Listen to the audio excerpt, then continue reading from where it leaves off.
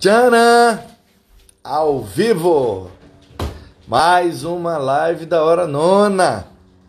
Todo dia, 9 da noite. Estamos aqui ao vivo no Instagram da IB Guaranhuns. A Igreja Batista Guaranhuns, em Vila Velha, Espírito Santo. E depois essa live vai para o YouTube, nos nossos canais no YouTube. O canal da Igreja Batista Guaranhuns ou no meu canal pessoal, Manu Mesa Barba. Angelison, boa noite. Boa noite, mãe. Já vou chamar o convidado Marcos da Silva Batista. Ele é o Marcos Batista. Gostei dele desde quando eu descobri que o sobrenome dele é Batista. Aleluia! Rapaz, esse é o DNA, né? Nome bonito, né? Rapaz, Batista é sempre coisa boa. Rapaz. Eu sou batista registrado. Às vezes eu vou pregar em alguma igreja batista e o pastor fala assim, tem muito batista que é batista só de nome. Aí eu digo, porque eu sou presbiteriano, né? Sou batista de nome. Batista nominal. Pois é, rapaz. E aí, rapaz, tudo bem, Manu? Bom te conhecer, finalmente. Finalmente, tudo o som, ótimo. cara. Tá chegando o som aí? Tá, deu um picotezinho aí, não entendi o que você falou por último. Você me ouve bem? Sim. Posso ficar Tudo sem fone? certo. Você que sabe, fica à vontade. Se tá nítido aí, então tá bom. Tá tranquilo. Quem é amigo do Assir, do Davi Martins e do Edmilson é meu amigo também. Lista de amigos de alto nível. Rapaz, eu não presto muito não, mas eu tenho uns amigos bons, viu? Somos dois. Que me vale são meus amigos. Pois é, rapaz. Então, conta pra gente aí, quero conhecer um pouco da sua história, sua conversão, como é que se deu, sua família, você foi criado na igreja, não foi? Como que foi sua experiência, o início da sua caminhada cristã? Interessante, eu fui nascido e criado em igreja, conhecia todas as salas do palácio, mas não conhecia o rei. Isso é diferente. Essa é boa. Tem que conhecer o rei. Mas a história começa com uma senhora, uma mulher que era mãe de santo, era do candomblé, uma religião afro, e ela tinha um centro. A mãe dela dava consulta e a mãe já estava com seus 80 anos e falou, filha, eu já consultei os orixás, os guias, você vai assumir o centro. Ela já era rodante, já fazia toda a liturgia, já dava lá as consultas. Ela falou, mãe, os guias falaram? Falaram. Então ela assumiu o centro, a mãe foi descansar, e essa mulher assumiu o centro. E ela estava grávida, ela engravidou na carreira, e ela tinha uma cunhada que morava na mesma casa, estava construindo a casa dela em outro lugar, e morou junto, casada com o irmão dela, que é crente. E estava tendo uma série de conferências na igreja da cunhada. E a cunhada falou, igreja, vai ter série de conferências, sexta à noite, sábado, domingo de manhã e domingo à noite. Ela disse, vou. Aí não foi sexta à noite. A cunhada falou, poxa, eu te esperei. Falei, o centro terminou tarde, não deu tempo. Mas vai amanhã é só um aniversário. No outro dia, a cunhada esperou, ela não foi. O que houve? O aniversário terminou tarde, não deu tempo de eu ir. Aí a cunhada disse, domingo de manhã, tem outra conferência. É o mesmo pregador. Ele não tem aniversário. Não tem desculpa, eu te espero lá. Domingo de manhã eu vou. Aí não foi, quem não quer ir dá desculpa, né? A cunhada chegou da escola dominical, mas eu esperei, não foi. Eu falei, crianças queridas. E aí eu arrumei o lanche deles. Quando eu vi, não dava mais tempo. Aí a cunhada disse assim, hoje à noite, domingo à noite, é a última reunião da conferência. Não tem centro, não tem casamento e não tem praia. E se você não for, eu vou ficar chateada, porque parentes, entreveros de família, para não ter esse rolo, ela foi. Para atender a cunhada. Eu pego de nascença. foi, lavou-se e voltou vendo. Ela foi para atender a cunhada, ouviu a pregação, voltou crente. Quando chegou lá, em casa, ela falou: mãe, eu aceitei Jesus. Eu descobri que Jesus me ama, eu sou filha de Deus e eu não vou mais para o centro. A mãe: não brinca com isso não, você é do candomblé, você tem que voltar, não brinca com os guias não. Falou: não, mãe, eu não vou. E ela já tinha dedicado o neném na barriga. Na linguagem deles era poderoso, ele é todo coberto de palha. Na Umbanda tem um nome, no Candomblé tem outro, e quando ele baixa, não baixa ninguém, tem o dia dele, tem o número dele, ele é terrível, e vem para quebrar. E ela diz o seguinte: eu sou a dona do centro, eu vou consagrar meu filho para um subalterno. O filho da dona do centro é devoto de um subalterno, eu vou consagrar para o maioral. Foi na cachoeira, fez o despacho, consagrou para o maioral, todo coberto de palha. Aí ela... dentro, o neném nasceu. A mãe dela, depois de passar a quarentena, a mãe chegou em casa e falou: filha, o guia pediu o neném, pediu o menino, era um menino, para você levar para tirar o sanguezinho da testa, dar o batismo. Para o guia dar o nome, que é o guia que escolhe o nome. Ela: não, esse menino vai ser apresentado na igreja, não volto lá, e ele não bota o pé lá. Toda semana, no mercado. Disse: olha, eu estou bravo. Só que recebe ele até desmaiou. Ele falou que se você não vai levar o menino, ele vem buscar. E que esse menino, a partir de hoje, não passa de 21 dias. É o número dele lá. Naquela noite, o menino adoeceu. Baixou o hospital 3 horas da manhã, recém-nascido. Os médicos fizeram... Passou o dia todo. No final, o médico disse: seu filho não tem nada. Tudo bem. Mas agora ele tem. Está no soro, ele não tem nada. Não tem o que receitar para o seu filho. Pode ir embora. Foi para casa, chega em casa, o menino passa mal. Volta, o médico olha e fala: dona,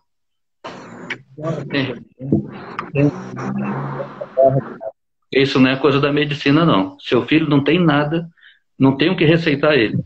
E olha, volta para casa e leva o prontuário, liberou o prontuário. Vai numa unidade de urgência se ele passar mal e conta essa história. Mas ele não pode tomar soro, porque ele já tomou demais. Soro é paliativo. Senão dá o que chamam de eletrolito. Até aprendi esse nome. E aí, mas leva para o médico. Não deu outra. Foi. O menino passou mal. Ela foi para o posto de urgência. Levou o prontuário. O médico disse a mesma coisa. Ó, não tenho que receitar para o seu filho. Nem posso dar soro. Está saturado. Senão ele vai ficar azul. O soro mata. A senhora tem religião? Tem. Então se agarra com ela. E aquele médico disse: olha, leva para morrer em casa, porque não tem o que a medicina vai fazer. Como é que uma mãe volta de um diagnóstico médico assim, com o neném recém-nascido? Ela foi de porta em porta de igreja e contando essa história toda.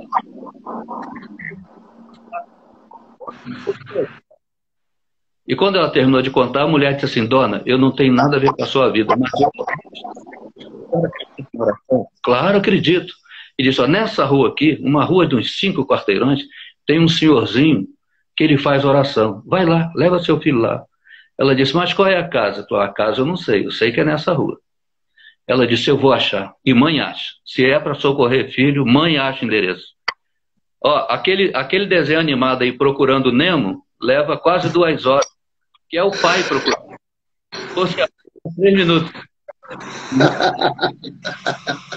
Jesus, rapaz. Marcos capítulo 7. Jesus de novo retirou-se para as terras de Tiro e Sidom. Tendo entrado numa casa, queria que ninguém soubesse. No entanto, não pôde ocultar-se, porque uma mulher, tendo ouvido a respeito dele, veio, achou a casa. Ficou que disse o debate da sua filha. E Jesus falou: mulher, você me achou aqui? Aí, eu não posso ser chamado de filho. O cachorrinho não quer sentar na mesa. Agora começou a dar uns picotes aí no seu áudio. Será eu acho que vai ter que colocar o fone mesmo. É possível, né? E aí a mulher falou assim: olha, vamos testar. Vamos testar no fone, né? Deixa eu dar uma ajeitada comigo. E eu vou contando enquanto isso. E aí a mulher foi de porta em porta naquela rua, procurando a casa do homem que faz oração. De porta em porta. E ouvindo medicamento. Olha aqui. Rapaz, e toda hora o pessoal aqui não tem oração, não. Vamos nós. Aqui no artesanato. Fala aí para eu ver. Alô? Melhorou? Aí, agora. Chegou? Então, e o pessoal xingando ela. Leva esse menino para casa, aqui não tem oração, não. E ela batendo de porta em porta. É aqui que faz oração? Não. Bateu na casa dos evangélicos. O pessoal crente falou, ó, dona, não é aqui não, mas é ali naquela esquina que faz oração. É um velhinho. Ela entrou, contou essa história toda que eu te contei. O senhor falou assim, ó, o velhinho falou, eu não sou Deus. Se o médico desenganou, o que eu vou fazer? Ela falou, eu não falo com Deus. Aí isso eu faço. Então, pede a Deus pelo meu filho. Eu estou aqui por causa dele. Aí o homem falou assim, entra, minha filha. Chegou a esposa. E ele estava dizendo o seguinte, olha, foi Jesus que fez a senhora vir aqui. Muita coincidência. Porque a esposa que lia a Bíblia para ele. E ele só passava para um texto seguinte quando ele entendesse o texto anterior. Ele disse assim, olha, a Marieta é a esposa dele, ela leu e falou, a oração da fé e a unção com óleo, isso sobre o enfermo vai perdoar os pecados dele, vai curá-lo, se tiver cometido o pecado, ele vai perdoar. Aí aquele velhinho falou assim, ó, eu sou de uma igreja conservadora, eu nunca ungi ninguém com óleo, eu nem sei fazer isso, mas está aqui na Bíblia, eu emperrei, agora a senhora chega com esse problema, eu não consegui passar para outra página ainda. Aí ele disse, a senhora, em último recurso, a senhora deixa eu ungir seu filho com óleo? A mulher falou, está na Bíblia, eu quero. Ele não sem prática. A esposa botou uma fronha de travesseiro, ele botou o neném em cima, foi na cozinha, pegou uma lata de azeite, beira alta, e pegou uma 0 quilômetro. Se vai fazer, faz direito. Nem pegou a que estava, pegou na dispensa, uma 0 quilômetro, abriu a lata, o menino está lá deitado, falta de prática, nunca ungiu ninguém, ele derramou a lata toda em cima do menino. Ele não ungiu o menino, ele untou o menino. Untou! E a coisa vai ficar agora mais interessante. Ele pegou aquele menino e levantou, e olha a oração da simplicidade, o evangelho é a simplicidade, né? Ele falou assim, Jesus, se eu estiver errado, me perdoe, mas eu vou seguir. Assim como esse azeite encharcou esse menino, encharca ele do teu espírito e cura ele. E olha o que o homem orou. Um homem que não sabia nem ler nem escrever. Ele falou, Jesus, põe uma gota do teu sangue no sangue desse menino e cura ele. Ó, se Deus fosse teólogo, Deus ia dizer assim, já orou errado, não vou ouvir. Mas Deus não é teólogo, Deus é Deus. Deus é aquele que diz, eu entendi o que você quis dizer. E quando ele falou, Jesus, põe uma gota do teu sangue no sangue desse menino e cura ele, Deus falou, eu entendi o que você quis dizer. Em nome de Jesus, amém. Amém, irmã? Amém, amém. Toma, leva o seu filho está curado. Aquela mulher, pode levar a fronha, aquela mulher agarrou aquela criança cheia de azeite, botou a mão entre as pernas, com medo de cair no chão, todo banho de azeite escorregando, ele falou, pode, seu filho está bom. Aquilo ele olhou pela janela e falou, Satanás, agora vem buscar que você pode. Ela foi embora. Chegou em casa, quando ela botou o pé em casa, a mãe falou, filha, eu fiz as contas, eu estou acompanhando. Os 21 dias amanhã. E o guia falou que ia levar teu filho em 21 dias. Salva teu filho. Leva ele do céu. Devolve ele. Salva a vida do filho. Aquela mulher nova convertida falou, agora é que eu não levo mesmo. Esse menino está ungido. E não...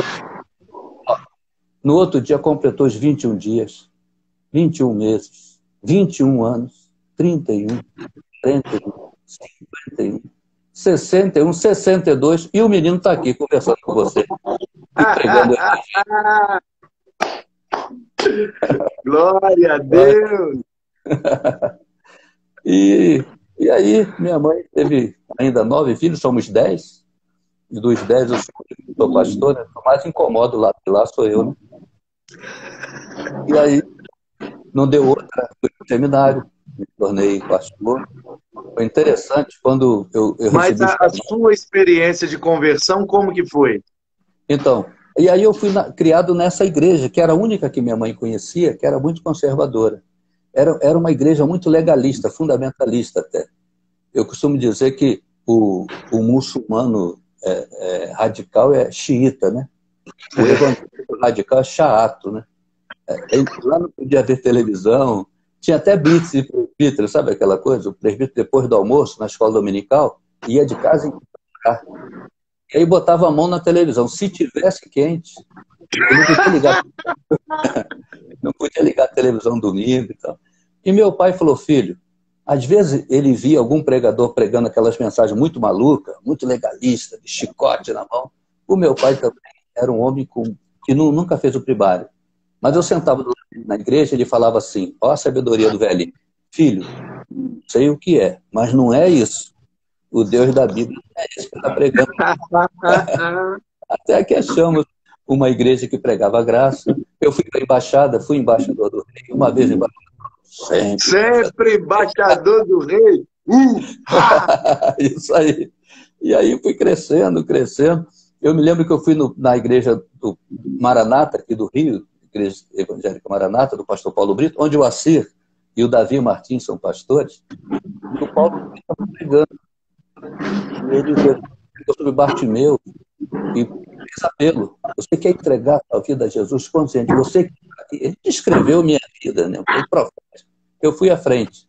Eu me lembro que um pastor dele, o pastor Bonfim, um pernambucano baixinho, falava grosso, ele ficou lá recebendo os novos convertidos. Eu fui o primeiro a chegar lá na frente, era no auditório da ABI. Eu nunca fui de perder a oportunidade, eu fui o primeiro, isso é comigo. Foi uma multidão, mas eu fui o primeiro. Esses cultos da ABI marcaram essa época no Rio, né? Uma geração inteira. Para quem está acompanhando a gente e não está entendendo, a ABI é a Associação Brasileira de Imprensa.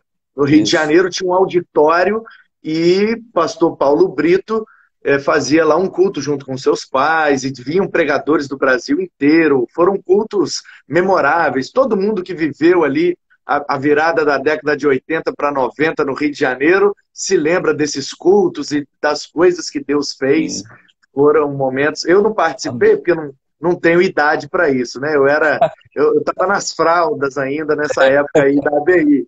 Mas eu ouço falar das histórias e me inspiro em tanta coisa boa.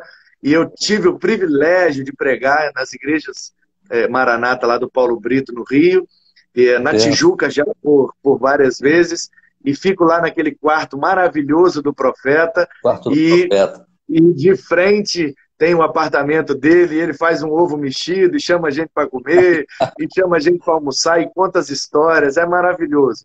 Eu amo demais aquela igreja, e os pastores, Davi Martins, Davi Silveira, aquela figuraça, e o pastor Assi, toda a turma lá só tem gente boa, e eu amo, quando eu vou para o Rio, passo lá uma semana, 10 dias, e eles me botam para pegar em todas. Prega na Praça Seca, Campo Grande, na Tijuca, Copacabana, pá.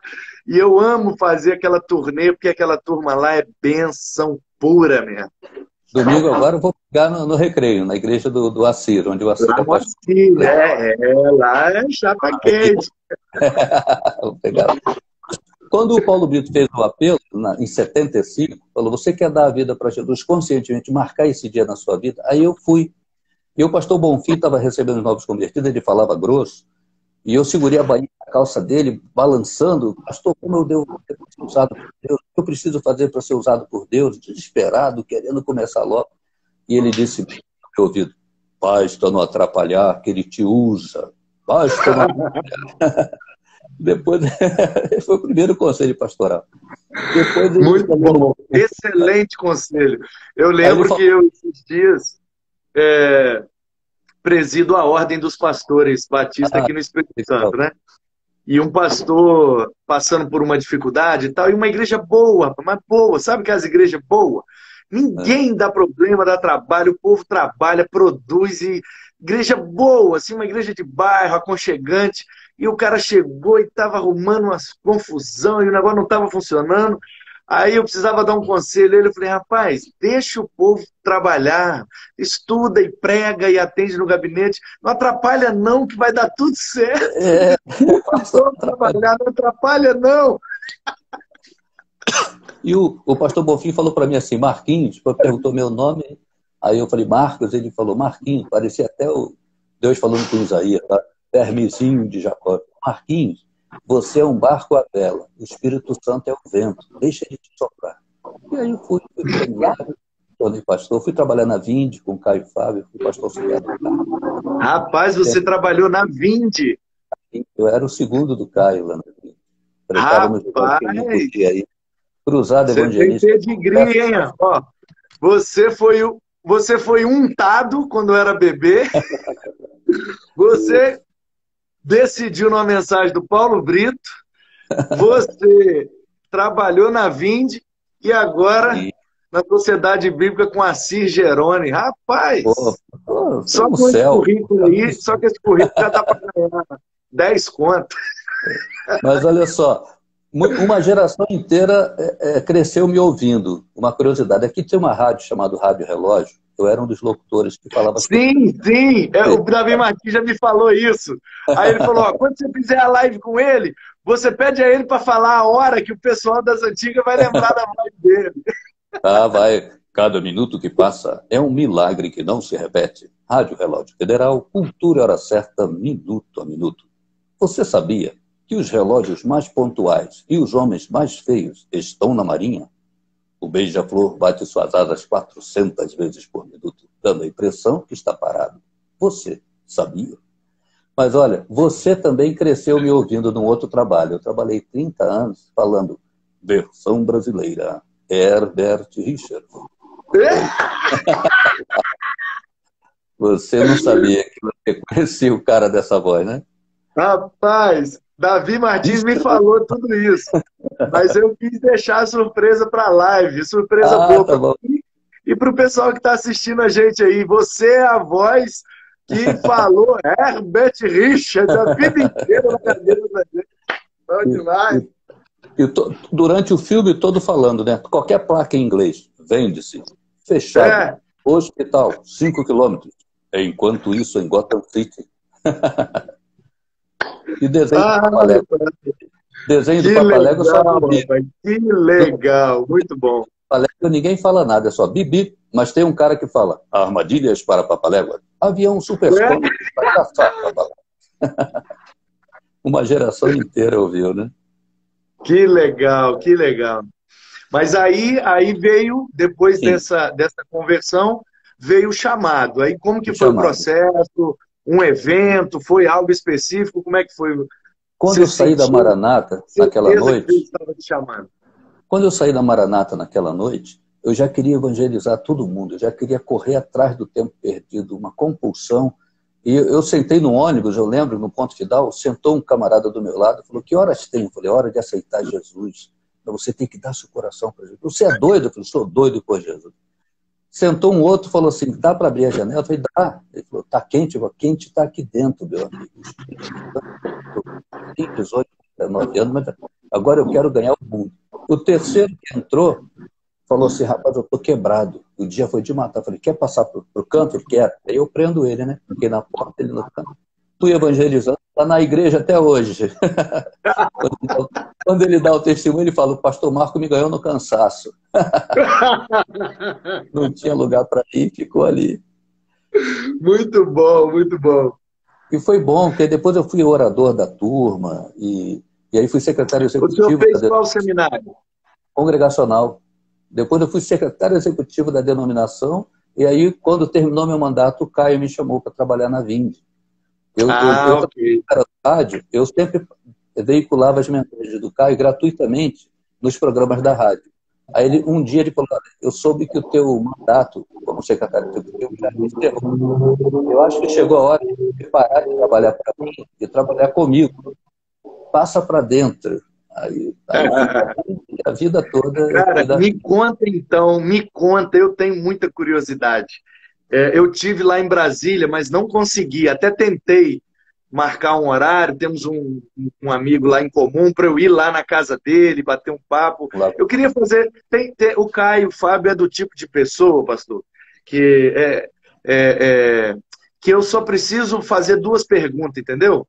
Tem um tipo de gente assim que eu só faço 2 perguntas e pronto, e valeu a vida, porque tem gente que tem tanta bagagem, tem tanta história, tem tanto conteúdo, que você não precisa de nada. Se você fizer as perguntas certas, você pega um conselho ali que vale mais do que uma faculdade inteira, vale mais que uma pós-graduação, entendeu?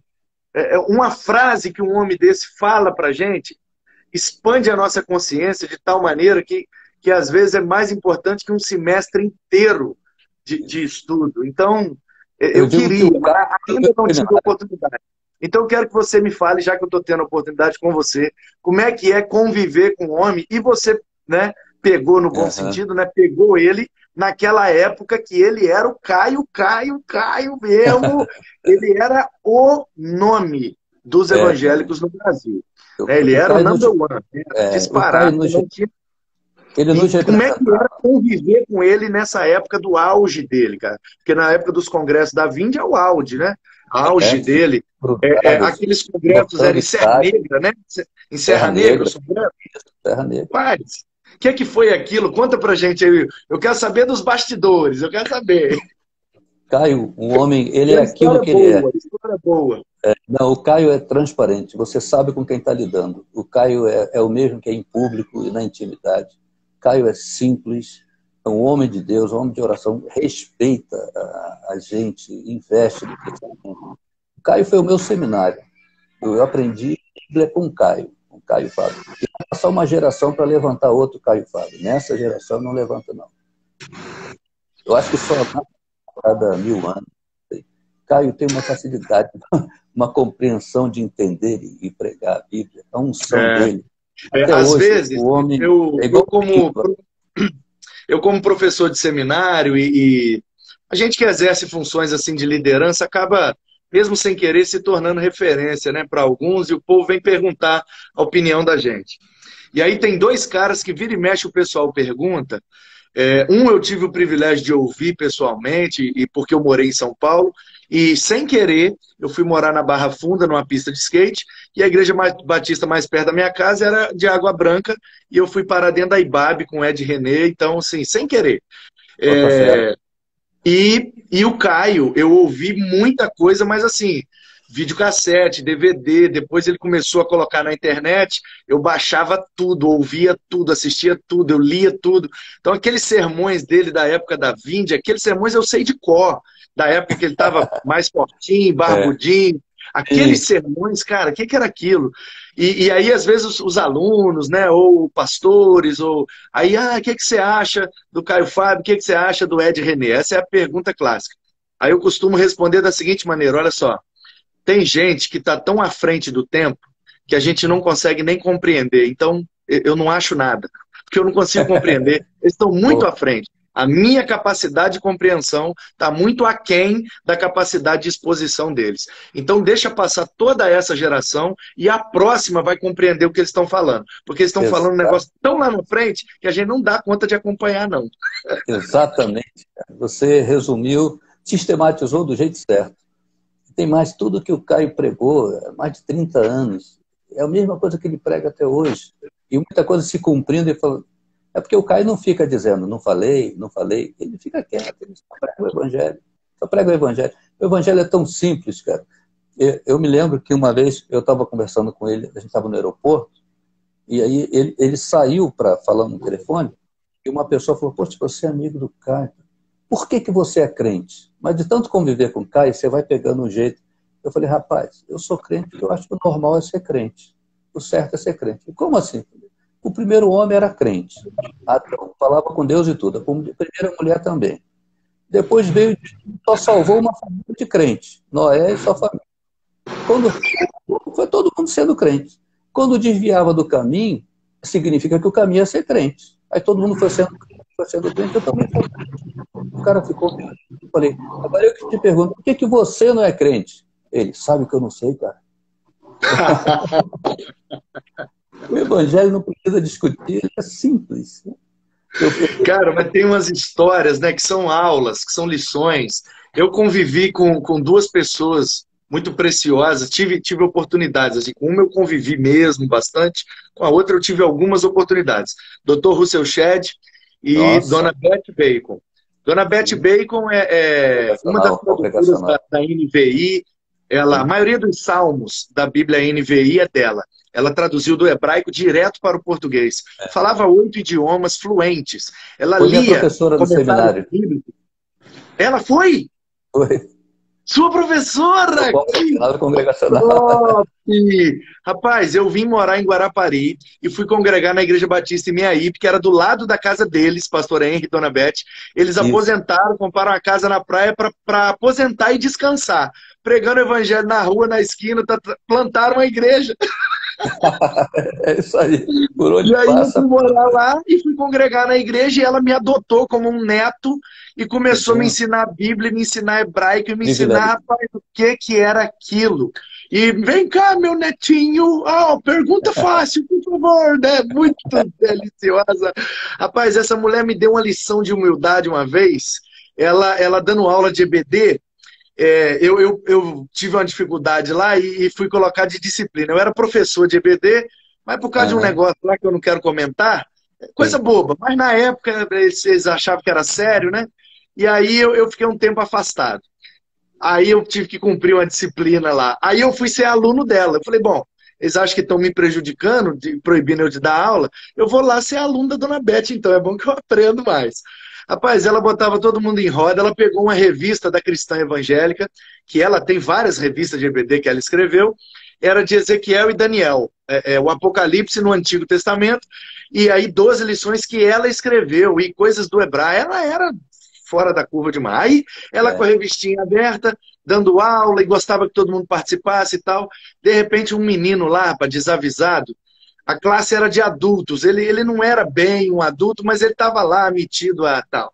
E aí ele virou, rapaz, para ela e falou assim, Dona Beth, com todo respeito com a senhora, né, a senhora de idade, tem idade para ser minha mãe, todo respeito, mas eu acho que a senhora não entendeu bem o espírito aqui da lição. Eu acho que o autor da lição está querendo dizer outra coisa e levou o negócio para um outro caminho. Cara, eu olhei para ela, olhei para o menino e falei assim, agora ela vai dar uma voadora na testa dele, porque é o que eu faria, entendeu? Porque eu sou vagabundo, eu não presto. Eu ia dar logo na testa do menino e falar, dá uma lida aí para você ver quem é o autor da lição. O autor da lição é Manu Mesabava, fui eu que escrevi e o que eu quis dizer é isso. Entendeu? E você senta aí, baixa a orelha. Eu daria lá logo na testa, porque eu sou pecador miserável. Mas Dona Beth é uma mulher santa, piedosa. Sabe o que ela fez, cara? Ela olhou para o menino falou aquela besteira sem tamanho, ela falou, gostei do seu ponto de vista. Muito obrigado pela sua participação. E continuou a aula. E não falou que ela era autora da lição. Eu falei, tá de brincadeira, meu Deus. Aí depois eu conversei com ela, Dona Beth, que aula de humildade que a senhora deu. Aí ela, não, eu não sou humilde, humilde mesmo é Jesus. Eu falei, para! Olha, você viu uma ideia. Essas histórias, conviver com esse tipo de gente, ensina a gente demais. Eu imagino o quanto você não aprendeu convivendo com o Caio. E é esse tipo de coisa que eu quero fomentar, entendeu? Que você, algumas lições que você aprendeu através da convivência com ele. Na convivência. Rapaz, o Caio, eu nunca vi o Caio dizer para uma pessoa que ia falar sobre a Bíblia, não, eu já sei isso. Ele ficava ouvindo, a pessoa vinha com uma conclusão bíblica, que interessante. Ele ouvia, ele tinha uma paciência. Mas, cara, isso aí se tira direto. Ele estava escrevendo o Divã de Deus, uma coletânea de salmos. Aí veio um camarada, deu uma opinião sobre um salmo, e o Caio ficou ouvindo. Sabe, um salmo que o Caio lê no original. Aí o Caio, que bom, parabéns, que compreensão interessante. Não tinha visto por esse lado. Olhando aqui, falei, rapaz, tem gente aí que sabe 1000 vezes menos que o Caio, e parece estar no palmo do chão, no pedestal, ungido. Você não tem nada para mim. Eu tenho muita estrada. Você ainda vai chegar onde eu estou. Eu nunca vi o Caio falar isso. Não, e outra coisa que eu acho, assim, eu fico abismado, abismado, essa é a palavra. Porque o Caio, ele é totalmente, plenamente autodidata. O Caio não fez seminário, o Caio não fez faculdade, o Caio não fez nada, nada. Ele nunca estudou numa cadeira, ele não estudou numa cadeira, num curso formal. Claro que ele estudou demais, mas ele é autodidata, ele leu as coisas, ele ouviu, entendeu, e meu Deus do céu. Quando ele foi ordenado, o concílio dele tinha mais gente do que o normal. E tinha muita gente querendo reprová-lo. Ele respondeu todas as perguntas, fez 5, só responderam 2, 3 nunca responderam. Ele já fez mais do que todo mundo junto. O Caio, a leitura do Caio é demais. Uma vez ele tinha um problema de coração, uma vez nós fomos para um evento. Eu sempre ia junto com ele, dirigindo com ele, conversando. E ele passou mal, teve que voltar do caminho. Ele disse, pastor Marco, não vamos deixar na mão. Prega no meu lugar. Eu fui muitas vezes no lugar dele. Ele me deu o esboço. Ele falou, eu ia pregar isso aqui. Se você sentir a vontade, pregue. Eu já tinha um conhecimento dele. Os humanos têm esse mimetismo, né? A gente vai convivendo, vai ficando parecido. Eu preguei, eu fui benção, depois voltei, fui ao hospital dele, porque o nosso motorista levou ele, veio nos encontrar e levou ele para o hospital. E eu segui para o evento. Na saída, uma pessoa Caio, né? Você imita o Caio, né? Eu vou imitar quem? Você? O cara veio, foi uma benção e já veio a seta, né? A flechada. Eu falei, não. E como que era o esboço? Curiosidade minha, porque eu sou apaixonado com pregação. Minha área de pesquisa. Minha área de pesquisa acadêmica é homilética, então eu tenho muito interesse. Como é que era? 3, 4 frases no máximo. O Caio lia, só anotava as aplicações. É isso, aquilo e aquilo. É isso, e o resto era de cabeça, né? De cabeça. O Caio, ele suava, transpirava a Bíblia. Quero mandar um abraço para um amigo meu colega de primária. Ele entrou aí, Sidney Rezende, um grande radialista. É mesmo? Ele está aí. Sidney, um abraço, obrigado pela tua presença. Um grande radialista. Fomos do primário, na escola Paquete Pinto, em Bangu. Ele era 01 da turma, ele era pequenininho, ele formado. Encontramos há pouco tempo e que bom que ele está aí prestigiando. É um grande locutor. Que legal. CBN. Que legal.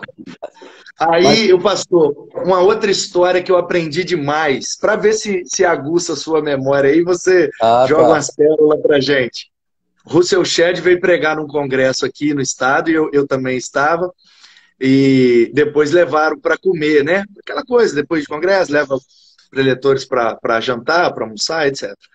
Rapaz, todo mundo na mesa comeu, Dr. Shedd não pediu nada. E aí daqui a pouco foi sobrando assim, um pouquinho de arroz, um pouquinho de não sei o quê, um pouquinho de não sei o quê. Não no prato das pessoas, nas vasilhas que vieram, né? Ele pegou tudo que sobrou, jogou no prato e comeu. O pessoal falou, não, doutor, pede o que o senhor quer. Quer dizer, não, o que eu quero é que não desperdice nada. Olha que benção. Olha só. Esse é o Espírito, esse é o Evangelho.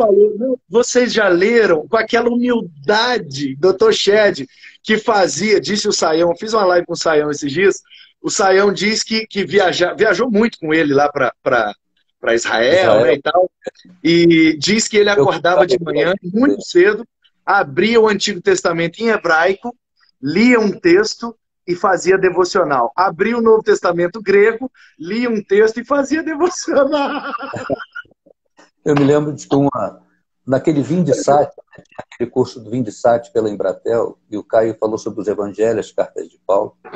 Sim. E citou uma expressão, uma interpretação, né, em 1 Coríntios. Aí um aluno falou assim, reverendo, eu acho que o pequeno grego está dando essa interpretação dessa palavra. E leu o versículo em grego. O Caio, de supetão, citou o capítulo todo em grego.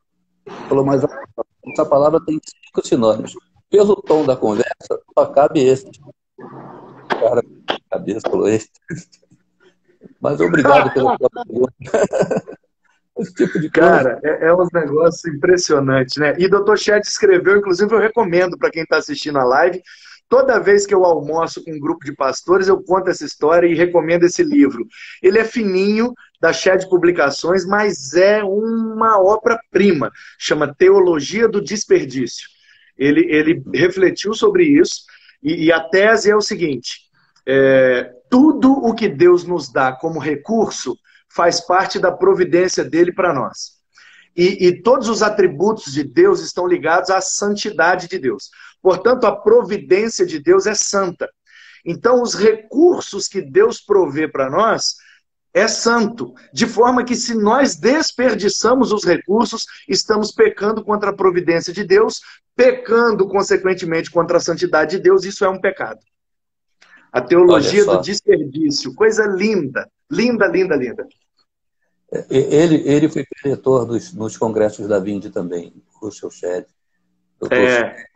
E você assistiu uma conversa do Shed e do Caio, rapaz, dá para fazer uma... Sai até faísca no ar, né? Vou fazer umas tendas aqui, ficar mais...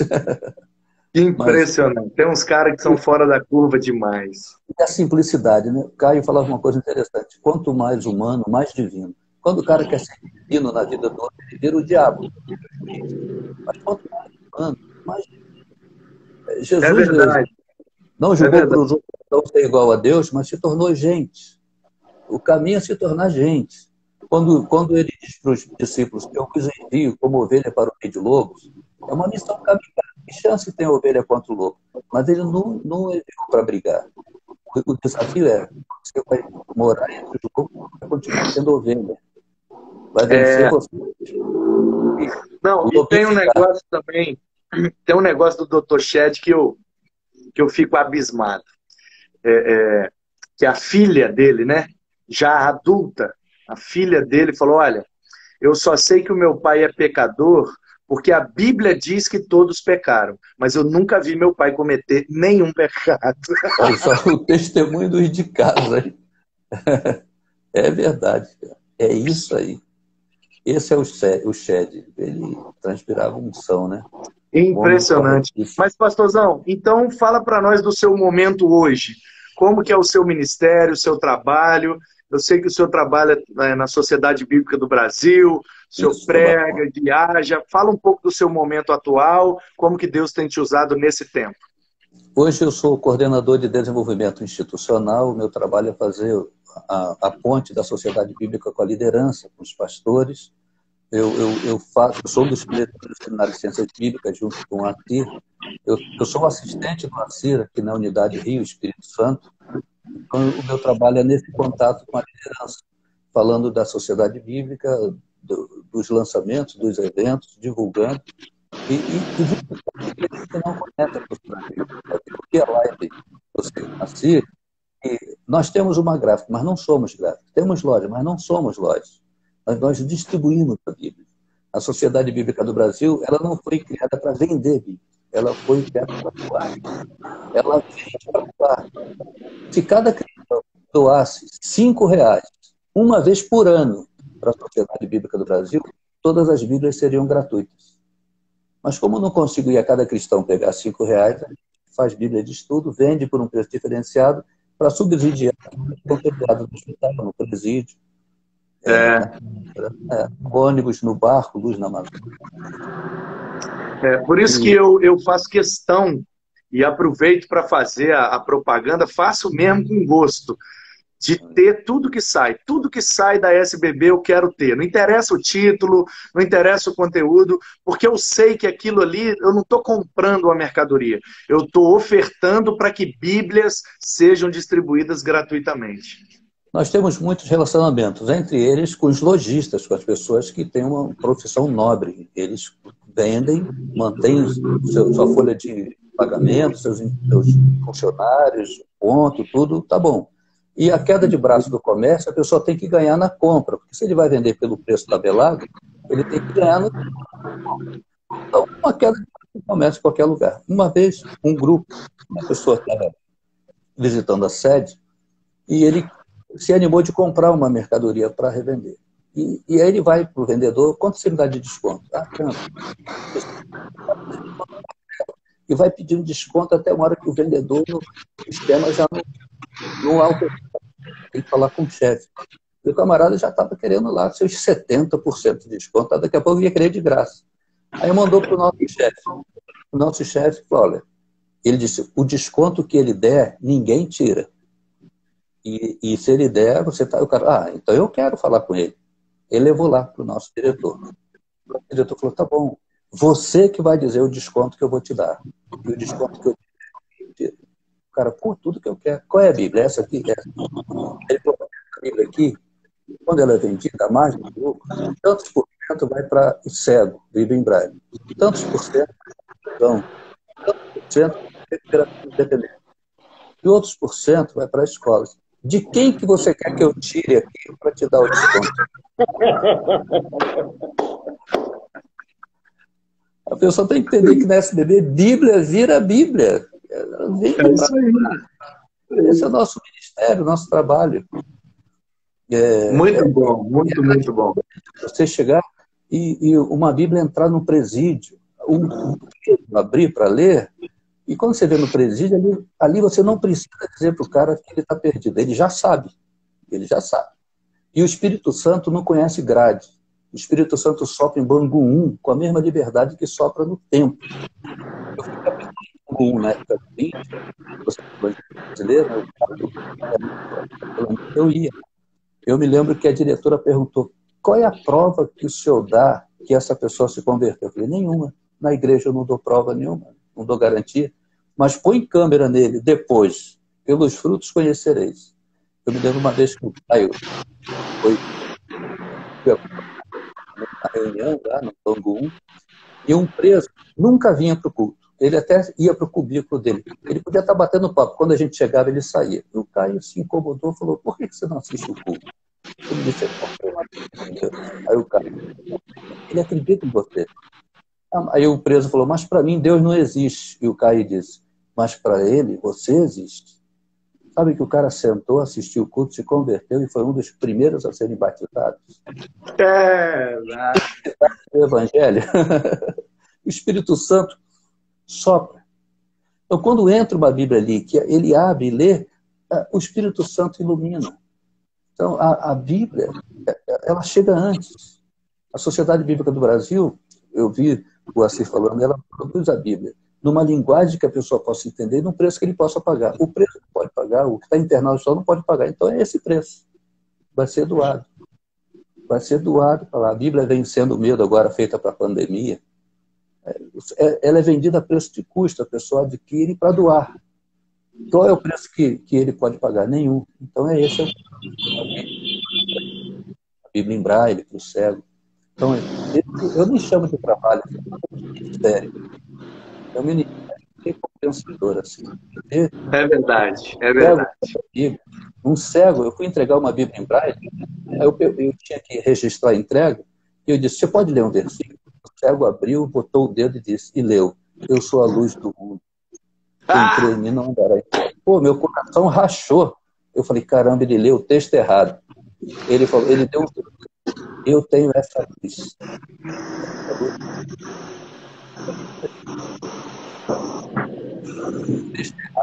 Ele abriu no texto certo. Eu tenho essa luz. Isso é gratificante. É gratificante. Nossa, Deus! Que maravilha! O livrinho com a Assir, História Bíblica de Israel, fruto das viagens e na Terra Santa, eu escrevi com ele. Eu fui lançar na UERJ, a Universidade do Rio de Janeiro. Eu me lembro que eu deixei o carro do lado de fora, porque eu não sabia que eles tinham guardado uma vaga para mim lá dentro. E eu botei ele fora. E um senhorzinho que guarda carro viu. Quando eu saí do carro com a Bíblia na mão e a mala cheia de livros, ele falou, ih, pastor, não quero dar para o pastor, não vou dar dinheiro para o pastor, não vou dar dízimo para o pastor. Ele não falou comigo, ele falou para eu ouvir, então eu não tinha a obrigação de responder. Eu fui, fiz o lançamento do livro, eles compraram tudo, o pessoal compra qualquer coisa, né? Compraram os livros todos. Eu voltei só para ele estava lá num trailer, e lá, como ninguém ficou lá, tem uma trailer de cara, garrafa da cachaça, da pinga, e aí o pessoal mais penteado vai lá e toma. Eu estou olhando, e o cara botou a cachaça para ele jogou um pouquinho no chão e bebeu o resto. Eu peguei o folheto da Sociedade Bíblica e R$2 e fui até ele. Falei, eu vim pagar. O senhor tomou conta do meu carro? Não, não tomei conta do seu carro, não. O senhor não é o pastor? Eu falei, senhor, não tomei conta do seu carro. Eu falei, bom, pelo menos eu peguei a vaga de alguém que ia pagar, né? Ele falou, isso é. Eu falei, então eu estou pagando pelo outro que eu peguei a vaga. E o camarada do trailer falou, poxa, o pastor é legal, aceita aí. Ele aceitou R$ 2. Eu falei, isso aqui é o folheto de onde eu trabalho. Eu dá o direito de ter ouvido, né? Aí quando ele ficou simpático comigo, eu perguntei, por que o senhor jogou um pouquinho da cachaça no chão? Aí ele disse, a primeira é do santo. Eu falei, então você me deu o dízimo. Só que errado. Ficou olhando. Muito bom, rapaz. Tá vendo? O cara jogou o golinho pro santo e tá falando mal da gente que separa que é do santo, né? Do verdadeiro santo. O evangelho é uma coisa que eu aprendi com o Caio, e tem que dar o mérito a ele. A simplicidade de pregar. O evangelho é simples, não adianta complicar. Complicou, o evangelho é a capacidade de descomplicar uma coisa difícil. Jesus falava em parábolas, e as pessoas diziam, poxa, agora nós entendemos. Era isso o tempo todo. E diziam que ele ensinava como quem tem autoridade, e não como os escribas e fariseus. Então, assim, quando os fariseus fazem aquela proposta, olha só, você tem a palavra, o discurso, o povo vai te ouvir no morro, 5 da manhã, tarde da noite. Nós temos a infraestrutura, o templo, a música, a liturgia. Vamos passar para dentro. Quando a gente entra com a infraestrutura, você entra com a mensagem. Jesus falou, não dá. Se eu colocar vinho novo nesse odre, ele arrebenta. Eu não vou colocar o pano do evangelho para salvar o judaísmo, a roupa velha. Vou rasgar. O evangelho não é a continuação do judaísmo, é rompimento com ele, é outra coisa. O evangelho é graça. Essa é a simplicidade que Jesus usava. É isso mesmo. Simples, cara. A dinâmica está na simplicidade. Alguém disse, agora não me lembro quem, que o ápice da inteligência é conseguir falar de forma simples. Porque se a criança entendeu, todo mundo entendeu, né? Eu ouvi alguém contando, não tive o privilégio de conviver com ele, mas ouvi alguém contando que o Fanini, certamente o senhor deve se lembrar, Nilson do Amaral Fanini, foi da PIB de Niterói há muitos anos, né? Ele era o nome. Eu fiz muita locução para o Reencontro. Então. E ele era o nome dos batistas, né, numa década de 80 ali, ele era o nome dos batistas no Brasil, e ele não pregava mais do que 20 minutos. Billy Graham também não pregava mais do que 20 minutos, né? O evangelista do século XX nunca passou de 20 minutos, e aí o Fanini, um pastor que conviveu com ele muitos anos, e inclusive eu tenho o privilégio de ser pastor dele hoje. Ele é aposentado, veio morar em Vila Velha, é membro da igreja que eu pastoreio. Mas eu ouvi ele pregando, eu era adolescente, e ele já era conferencista, braço direito do Fanini na PIB de Niterói, pastor Osmar Ximenes. E ele me conta muitas histórias. E eu vou... Eu fui operador do programa de rádio. Isso, ele era da rádio, famosão da rádio, é isso aí. Então, Ximenes, olha só, o pastor Ximenes é minha ovelha, olha que disparado. Era da igreja lá de Queimados, na Baixada. Fala com o Edmar Batista, que vai lembrar. De Queimados, ele pegou a igrejinha e deixou um monstro. Pregava muito bem. Ele e a esposa apresentavam o programa lá na rádio. E aí, cara, eu honro ele demais, demais. Faz bem. E eu vou sempre, ele liga pra mim 6 horas da manhã, cara. Aí eu atendo, fala, meu pastor, manda que eu obedeço. Aí ele fala, vem tomar café comigo. Aí eu, pois não, pastor, vou sim, mas vem agora. Uma voz meia rouca, assim, pra chamar a gente, né? E ele prega sem microfone, cara. Pode ser o tamanho de igreja que for. Ele vai no gogó, não usa microfone, é igual um alto-falante. O pastor Ximenes conta um monte de história. Rapaz, eu vou tomar café lá com ele. Aí ele faz um suco pra mim, faz não sei o quê. Ele me trata igual filho, é uma bênção. E ele me conta as histórias e eu fico lá bebendo, né? Ouvindo as histórias todas. Aí ele disse que uma vez ele perguntou pro Fanini.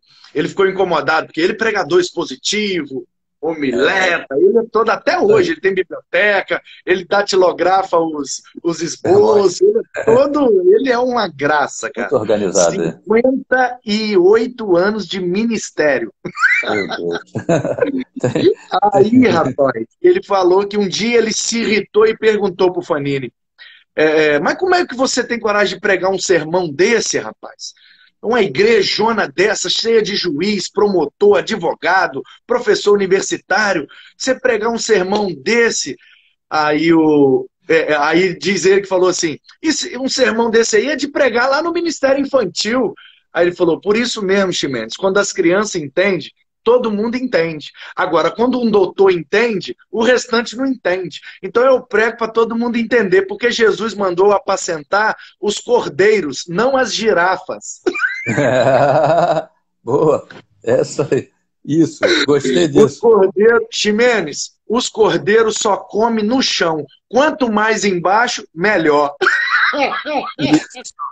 Simplicidade em tudo. Eu me lembro, aqui no Rio, no Centro Médico de Botafogo, é uma associação médica. Toda segunda-feira tinha um culto. Paulo Brito organizava, o Caio pregava toda segunda. E teve uma dessas que ele não pôde ir. Ele perdeu o avião, não conseguiu conciliar, e ele pediu para eu ir. Aí, na época era até fax, não tinha e-mail. Ele mandou um fax para o pessoal avisando que eu ia. E falou, vai lá, então você prega. Mas, poxa, camisa polo de calça jeans, vou ficar de roupa. E eu estava nervoso. Ele falou, você está nervoso? Eu falei, pô, médico, tem doutor. E ele falou assim, você vai falar sobre medicina? Eu falei, não. Falar sobre medicina, não tinha razão de estar nervoso. Você vai falar sobre o evangelho. Então, nisso, o doutor lá não conhece o evangelho. Eu falei, rapaz, é mesmo. Meu pai me deu uma força também. O Caio falou, aí eu estou no elevador, tinha um médico elétrico, ele entrou e falou pro cara, onde nós estamos? Você me botou no...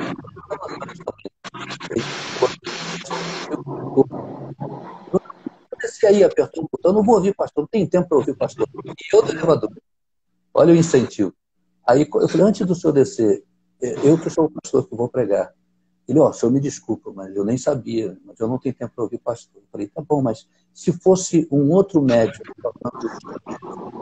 de colega para colega, eu assistiria ele? Aí assistiria. Então sobe, que eu vou falar sobre o filho pródigo, contado por Lucas, o médico amado, seu colega de profissão. Ele foi o primeiro a ir à frente na hora do apelo. Que genial, rapaz! Porque só Lucas conta essas três palavras. Só tem no capítulo 15 de Lucas. A sessão de achados e perdidos, né? A sessão de achados e perdidos. As parábolas são de Lucas. Que genial sua sacada, cara, de médico para médico. Maravilhoso. Top demais, pastorzão. Ela é simples, né, cara? Muito bom. Olha, essa live podia durar 10 horas fácil. Poxa, que maravilha, rapaz, que prazer. bênção. E olha, muito, muito, muito obrigado pela sua generosidade, pela sua simplicidade, compartilhar a sua história com a gente. Fomos muito edificados. O meu desejo é que Deus retribua o Senhor com toda a generosidade que você teve com a gente nessa noite. Amém. Agora, quando a turma ouvir aí, versão brasileira, Herbert Richard. Agora vai ser cara lá. Um abraço. Show! Terminando aqui, eu vou jogar no YouTube e vou divulgar para todo mundo aqui do estado, dizendo assim, ó, fiz uma live com a voz que falava do Herbert Richard, com a voz do Pica-Pau e do Papalégua. Top demais, cara. Muito, muito bom. Quando eu era da Rádio Relógio, às 7 da noite, todas as rádios sintonizavam a Rádio Relógio. E eu tinha que dizer, em Brasília, 19 horas. Aí era a Voz do Brasil. Mas era muito... Bom demais, meu querido. Muito obrigado. Próxima vez que eu for ao Rio, vou combinar com o Davi Martins para deixar um dia separado só para a gente tomar um café, bater um papo. Obrigatório. E eu quero ir lá no quarto do profeta, lá no Guarapari. Ah, tem o... Não é o quarto. Guarapari é o apartamento do profeta. Na Praia da Batutia, na Enseada Azul, top das galáxias. E vamos lá na muqueca. Porque, Do Curuca. Isso. Da muqueca do Curuca, tem direito. Muqueca é capixaba, o resto é peixada. Exatamente. Aprendi. É seu, tá bom? É seu apartamento de praia. A hora que Imagina, você quiser vir, você obrigado. avisa o caseiro. Eu sou só o caseiro, o mordomo. Aí você avisa e a gente prepara para você, tá bom? Vindo ao Rio, venha na minha casa. Passagem obrigatória. Certamente, certamente. Muito obrigado. Que Deus abençoe a todos aí. Obrigado a todos que nos acompanharam. Que o amor do Pai, a graça do Filho e a comunhão do Espírito estejam sempre derramadas sobre nós. Muito obrigado a todos. Que Deus abençoe. Fiquem na paz.